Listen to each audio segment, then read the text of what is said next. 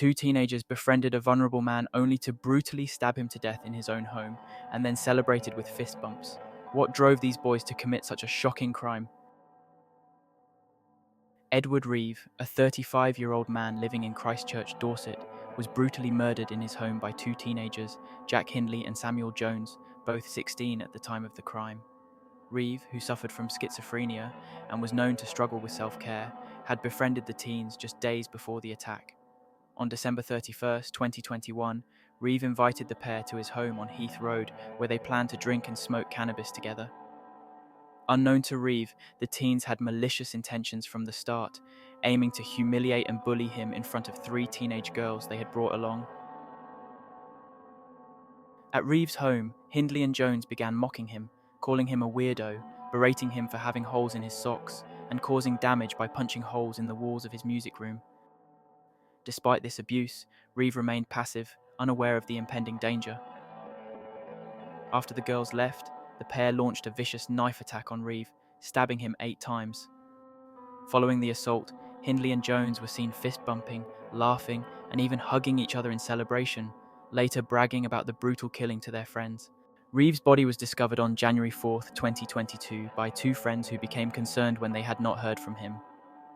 Dorset Police's major crime investigation team quickly launched Operation Landslide, which began as a cold start murder inquiry. Initially, detectives had no suspects and faced the challenge of piecing together evidence from a crime that occurred over the holiday period, which made gathering reliable witness statements difficult. The investigation included extensive house-to-house inquiries, CCTV analysis, and examination of mobile phone records and forensic evidence. Hindley and Jones were identified as suspects within days, thanks in large part to information provided by the public following multiple appeals in the press. A critical piece of evidence came from a recorded phone conversation between a prison inmate and the teens just minutes after they left Reeve's house. This call, obtained by the police due to special COVID-19 measures, allowing certain prisoners access to phones, captured Hindley and Jones discussing the murder, effectively tying them to the crime. Despite extensive efforts, the knives used in the attack were never found. In court, it was revealed that the teens had no clear motive for the attack. During the trial at Winchester Crown Court, the judge described the killing as brutal and emphasized the senseless nature of the crime. Hindley admitted to striking the first blow, but both teens participated in the attack. They were found guilty of murder and sentenced to life imprisonment, with a minimum term of 18 years each. The judge, Mr. Justice Sweeney, allowed the boys' identities to be revealed due to the severity of the crime and the significant public interest. Throughout the trial, Senior Investigating Officer Detective Chief Inspector Simon Huxter and Case Officer Detective Sergeant Sarah Gedge highlighted the complexities and challenges of the investigation. DCI Huxter praised the dedication of the team, who worked tirelessly to collect evidence and build a strong case despite the difficult circumstances.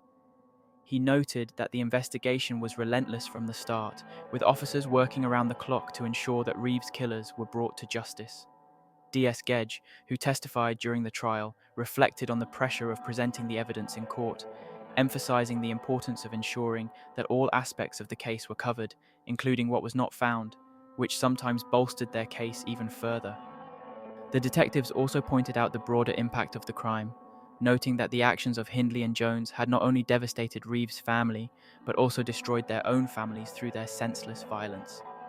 DCI Huxter expressed his pride in the professionalism and commitment shown by the investigation team, underscoring that their work exemplified the best of what policing should be.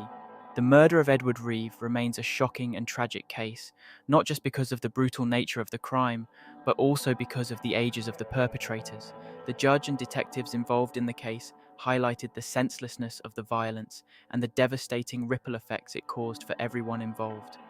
Reeve's family, who had to endure the pain of losing a loved one in such a horrific manner, were given some measure of justice through the successful prosecution of Hindley and Jones, though the reasons behind their actions may never be fully understood.